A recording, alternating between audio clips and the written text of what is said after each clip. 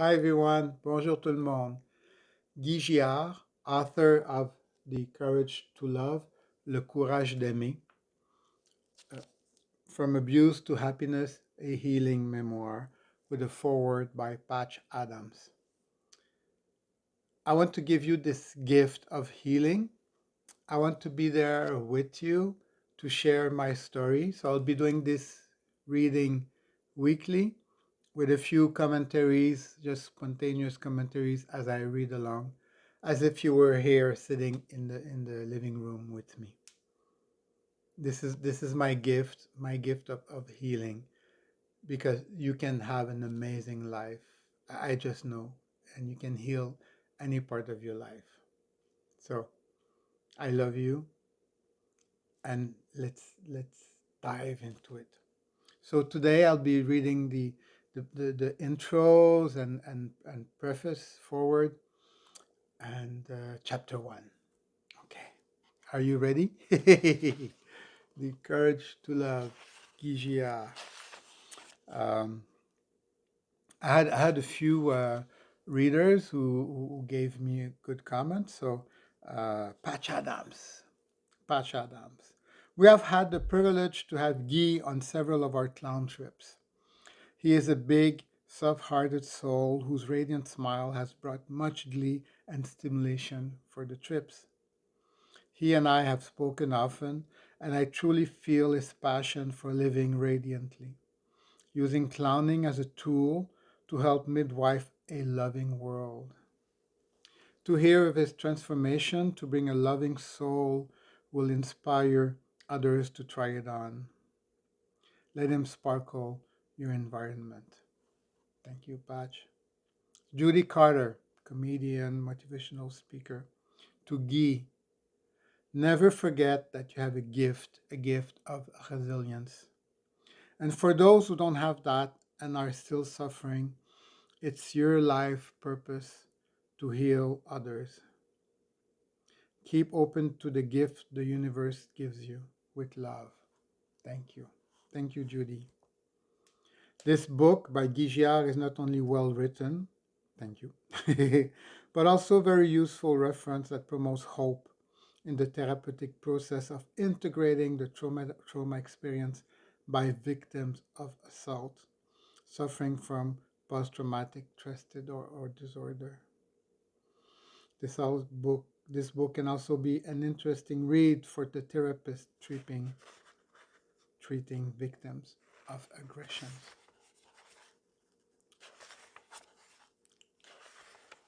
Forward. I am so honored to write this foreword to Guy's book, which details his journey to heal from the nightmarish violence he experienced as a child. His remarkable recovery came about by discovering that giving love and fun to others who are suffering can put one's own suffering in perspective. It can also drive one to commit to a life of service, to love others, and fun. This happens not through psychiatric analysis or medication, but rather by recovering and discovering one's own powers of love and fun through clowning to ease the suffering of others. Guy first wrote to me in 2013 and shared his pain. I wrote back and invited him on a clown trip to a foreign destination. Why a clown trip, you ask? Let me give you some background information. I am a physician who has found that fun as a friend and love are the essential tools for being a healthy doctor. In March of 1971, after obtaining my medical degree, I wanted a stress-free practice aided by being a doctor who never charged money for care. I opened a radical medical clinic with the premise that all the permanent staff would live together in a communal eco-village. And we'd all make the same salary, $400 a month. The context for healing both practitioner and patient would be happy, funny, loving, cooperative, creative, and thoughtful, all in a creative hospital home setting. We operated this experimental hospital in our communal home from 1971 to 1983 and learned the great healing context of those six qualities. However, during that time, because we were unable to raise funds to keep the hospital going, I realized we would have to go public and use fame as a fundraiser. So we closed the hospital doors and I became a fundraiser. Unfortunately, within a year, I started to feel empty from not caring for patients. So in 1985, I started taking groups of people from ages 3 to 92 to foreign countries to bring love as clowns in hospitals, orphanage, nursing homes, prisons, and more. I like to say that clowning is a trick to get a glove dose. I have clowned since childhood and knew it had the power to bring joy to both the giver and receiver.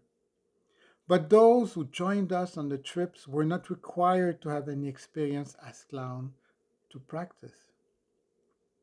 Before meeting Guy, I had taken thousands of people from 50 countries on at least 150 trips. Many of them had previously corresponded with me, so I often knew their stories. For those who were troubled, I suggested that they come on a clown trip and reconnect with their loving, playful self. For many, this opened the doors that not only stopped their suffering, but made them into playful cuddle buddies. I had a large paper mail correspondence for 35 years and would get letters from people, many who said that the clown trips transformed their suffering. In due time, Guy would become one of my clowning buddies. When I heard that 6,000 members of the armored forces kill themselves each year due to a lack of help from the medical profession, I decided to take some veterans on my clown trips. I wanted to make it free for the vets, so I tried for 7 years to raise the $30,000 needed to take 10 vets and staff members to Guatemala for 1 week clowning trip. Finally, that first vet trip to Guatemala took place in 2014, and it stopped their suicidal suffering. We did it again the following year with 10 different veterans, and the results were the same. We made a film of the trip that really captures their transformation. At the San Jose Film Festival for the movie's world premiere in 2019, many of the vets were there in clown costumes, happy and loving. So thank you, Guy.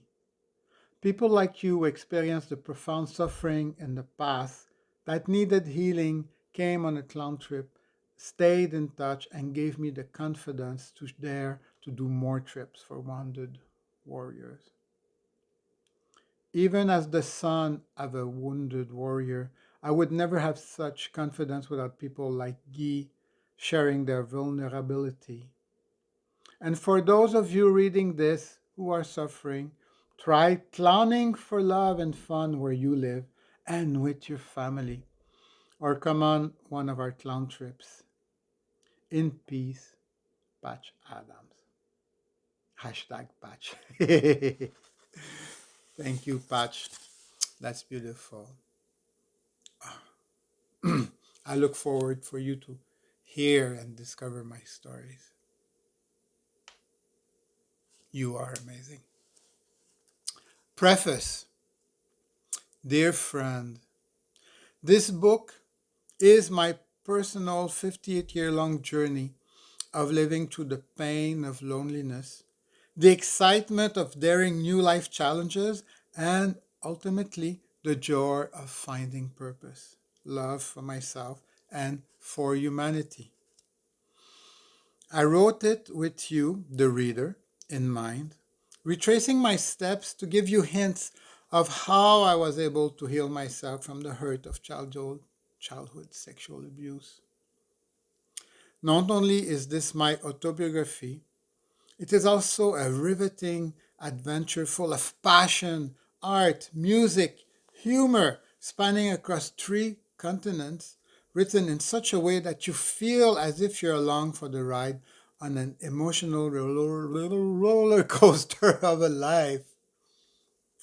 Everything you will read in these pages really happened. I've recreated the situation and conversation based on my recollection, correspondence, and diaries, but in some cases I changed certain physical traits, names, and professions in the interest of protecting the privacy of the individuals whose path I have crossed. However, a few passages may be sensitive and could potentially have a trigger effect for victims of past trauma.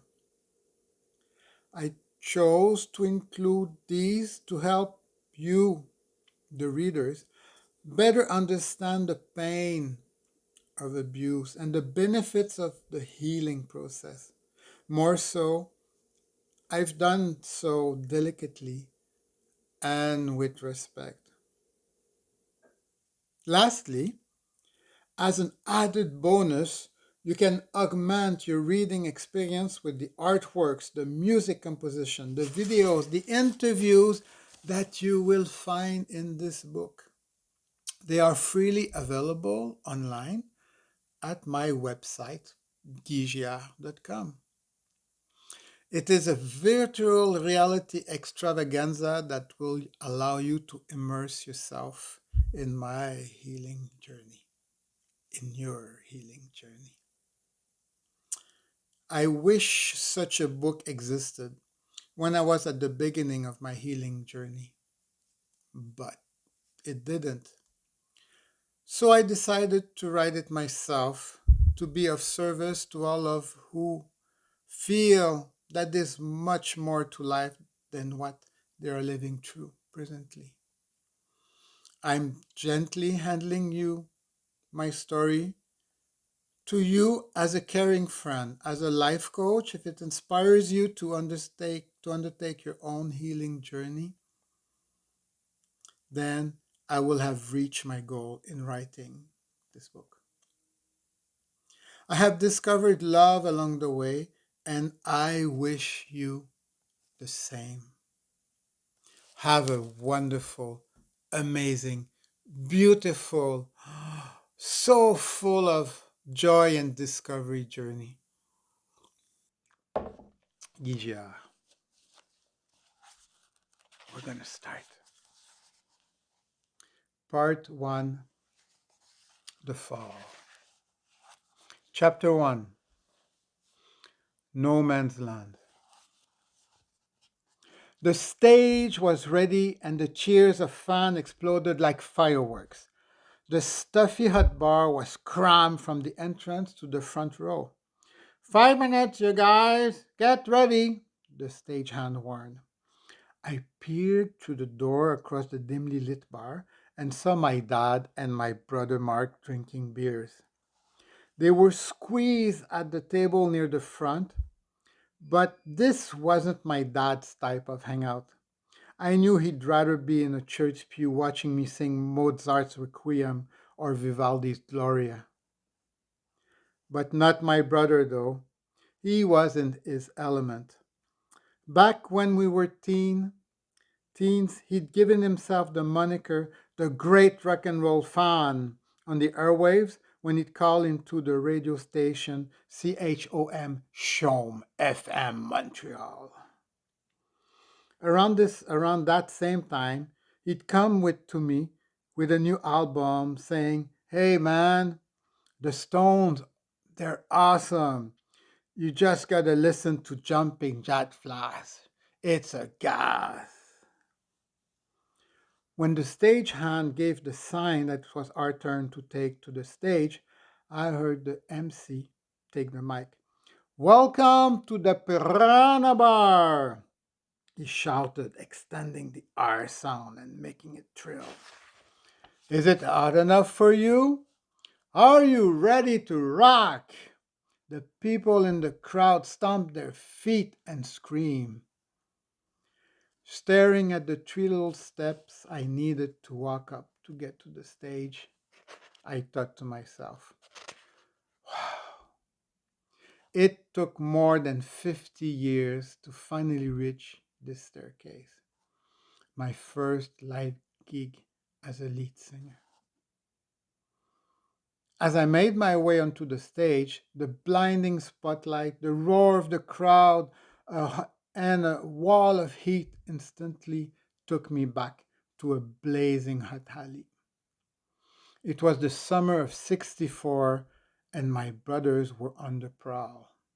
I'm Batman! I'm Batman! Shrieked my 8-year-old brother Luke as he tied the blue bat towel around his shoulders. And I'm going to kill you, Joker! Mark, my other brother, who was 7 at the time, was portraying Batman's arch rival. He nearly escaped Luke's lunge.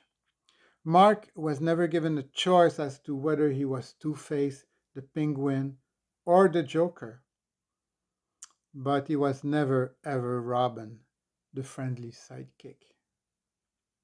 My 9-year-old sister, Mimi, was the exact opposite. Open your mouth and say, ah, she instructed me, 4-year-old boy. Dressed as a nurse with a white bonnet in her hair, she was so gentle as she tenderly took care of me, her miniature patient in a bathing suit. Oh, yes, we definitely need to give you some cough syrup. The sun was un- the sun was unbearably hot as another heat wave hit Montreal. It was high noon on this particular summer day, and there were no trees for us to take refuge. We only had our dinky blue plastic pool to cool us off. The cicadas chirped in full harmony, and everything was going smoothly until Batman and the Joker veered across the yard and attacked us. Leave us alone, Mimi hollered as she fell backward in the pool, splashing water everywhere. Taking advantage of the situation, Luke and Mark grabbed me and pushed me to the ground. I cried from the pain of skinning my knees on the rough park market scorching asphalt. As crimson blood peeled down my leg, I shrieked even louder. It hurt like crazy, but truth be told, I was more scared of the neighbor's German shepherds barking over the fence at all the commotion. Our playground was the back alleys of Hochelaga, the working class neighborhood, on the east side of Montreal. More precisely, it was the French Canadian speaking ghetto and was often denigrated as the home of to the white niggers of North America. A great divide persisted between the English speaking business owners and the factory workers, the result of Europe's ancestral wars between Great Britain and France. This was even more obvious throughout the province of Quebec, where Irish, Italian, and Chinese immigrants were also considered low class laborers. But in the backyards of Hochelaga, the patriotic flags had long given way to underwear, socks, and blue factory coveralls on the clothesline. Hearing me well, Mom rushed down to see what all the fuss was about. The second my brothers saw her, they released me and ran down the alley laughing. My sister hurried crying home to change out of her wet clothes. My mom kneeled down and said gently, now, now, what did they do this time? Then she opened a bottle of rubbing alcohol and disinfected my wounds. It burned. Oh, mommy, that hurts, I exclaimed as I burst into more tears. Shush, it'll be better soon, she muttered in a tired voice. Mommy's got a lot of work to do, so play nice. She put bandages on my knees, wiped my nose, kissed my forehead, and disappeared back inside, leaving me with my toys on a yellow patch of parched lawn. With me left sniffling all alone, our orange tabby cat strutted by to see if I was okay. Come here, Taffy, I said as I grabbed him by the tail, pressed him to my chest, and petted him vigorously as if my life depended on it. I'd recently found him in my grandparents' big red barn as I played near the cows and the chickens. Meow, meow. I'd heard crystalline cries from a tiny being mewing in a prickly haystack. I gently picked him up and thought, "You're gonna be mine." I named him Taffy after my favorite sweet. Daddy, can I take him home, please? Oh, I love you, Taffy. I love you. He was my special and only friend in our household. As he purred loudly, he brushed his soothing, silky smooth fur against my face. I then placed his front paws around my neck and tapped him hard on the head with my knuckles. Upset, his whole body stiffened as he tried to escape. But I held him even harder as his hard, tense legs felt as a veritable hug. Like countless family of the 1950s, we've moved from a small farming community called Saint-Hyacinthe on the banks of the Yamaska River, a tributary of the St. Lawrence. The country road to our barn still carried the family name, Giard, to this day. My father, who was born in 1929, came from a long line of dairy farmers. He had numerous brothers and sisters, 12 in all, and like me, he was the baby of the family. Sadly, though, he lost his mom when he was very young, so his older sisters raised him. Even so, at a very early age, he learned to fend for himself. He grew up pitching hay, working the soil, and milking cows. Life is about hard work, very hard work, he always said. He once shared a story with me about how he discovered his life's calling. When I was 8 years old, I was riding along with my brother, bouncing on the tractor seat as he tilled the land. We were hard at work under the scorching midday sun. I felt nails poking my sunburned back as sweat poured down my brow. And I thought to myself, this isn't going to be my life. Right then and there, I decided to become a doctor. His eyes twinkled as he recalled with wistful dismay that his decision meant he had to leave the farm and his family to move to the city. However, that didn't happen until many years later. My older brothers and sister lived their earliest years in Saint Hyacinthe but after I came into this world in 1959, we moved to Montreal. My mother's story hardly fared any better. She was born in 1931, when most families were still caught up in the tidal waves of poverty during the Great Depression. Such was the case for her father, a jack of all trades. With no word, no work, no income, he decided to pack up and move his family out west in search of a better life. Promise of work fell through, which was followed by even bigger failures. So mothers finally was constantly on the move after being evicted over and over again. Grandmas sewed their already tattered clothes as they tried their best to fight the bone-chilling winters. But they often went to bed hungry without having eaten for days.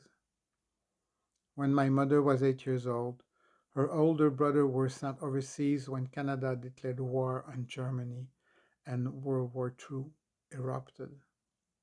Cold, hungry, and missing their older brothers, the younger children were told to keep quiet because crying and whining wouldn't achieve anything. With no income, no roof, no food, my mother's family painfully made their journey back to Quebec, more impoverished than before. They settled in Saint Rose, a small village to the west of Montreal, about an hour from where my father grew up. My mother's family got on by my father's meager earning from his job as a taxi driver and sawmill worker. But their strife wasn't yet over. On April 1st, 1944, screams of "Fire! Fire! Fire!" tore through the quiet night. Jumping out of bed, my mother and her many sisters stumbled outside in their nightgowns. Standing barefoot in the snow, my mother and her family shivered in the cold as they watched their home disappear in a fiery blaze. Once again, they'd lost everything. In an effort to help her family, my mother became a nurse at the local hospital, taking care of premature babies. I can only guess that this is how destiny brought my parents together because they never talked about it. I still have a souvenir matchbox with a photo of them on its flap from their honeymoon. My father was in France for his studies, so my mom joined him in Paris for a few days. She radiated happiness in her beautiful white dress, while my father, with his Clark Gable-esque razor mustache, was the image of elegance. I cherish this image of their love. I imagine that they met in the corridors of the hospital and started dating. Within a year, they were married. A year later, my sister, Mimi, was born, followed Luke, and then Mark. They were two adults and three babies, all living in a tiny apartment in St. Hyacinth.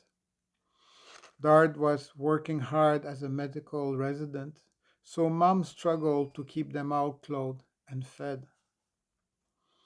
When I was born, my mother almost bled to death. After that, returning home to an already too small apartment became unlivable for the six of us. When my father decided to specialize in neurology, my parents uprooted us from our extended family and moved us to the big city of Montreal. Isolated and missing the support of her sisters and her parents, my mother worked to the point of exhaustion.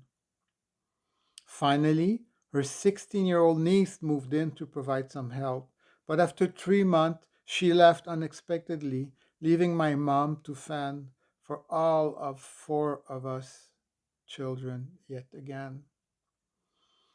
Even so, I never heard my mom complain. Instead, she'd simply say, "The past is the past. There's no point talking about it." By the time I was 6 years old, my father was a full-fledged neurologist. My family was moving up in the world, so we left Hochelaga for Outremont, an upscale neighborhood for professionals that offered single family homes, manicured lawns, and large, gorgeous public parks. Although our surroundings had improved, the few friends I'd made in Hochelaga were left behind. In addition, my parents decided to send me to public school while most kids in our neighborhoods attended private schools. I was a stranger in a strange land. Needless to say, I struggled to make friends. When I was in my second grade, my teacher decided that it would be simply hilarious to Italianize my name. Hey, Giardini, come over here. He'd order me in a mocking voice that was a very sly insult, revealing his racist views about working class Italians. The whole class laughed. It hurt, but I didn't say anything because I didn't know how to stick up for myself. During recess, my classmate further humiliated me by calling me Giardini, Giardini, Giardini, while pelting me with the ball over and over again while playing dodgeball. To avoid their taunts, I exiled myself to the most remote corner of the schoolyard. Uprooted and raised without grandparents, uncle, aunts, or cousin, no one was there to protect me from the constant assaults of Batman, the Joker, or the bullies at school. I learned from Dad that life was hard work, and Mom taught me that being quiet was the answer to being hurt. Neither country boy nor city dweller, neither working class nor professional, I was an outsider lost in an arid no man's land, like the one that was dividing East and West Berlin. Even Taffy, my only true friend, jumped over the wall and escaped, never to be seen again, leaving me alone in my barren desert of solitude. That's chapter one.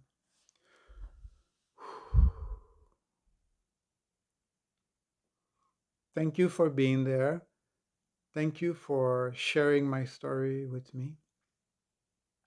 You are amazing. Anything you wish for, anything you can imagine, anything you can dream of, you can achieve. I believe in you. Have a super day. I love you all. Bye bye. Guy from Montreal, from the Courage to Love. Bye bye.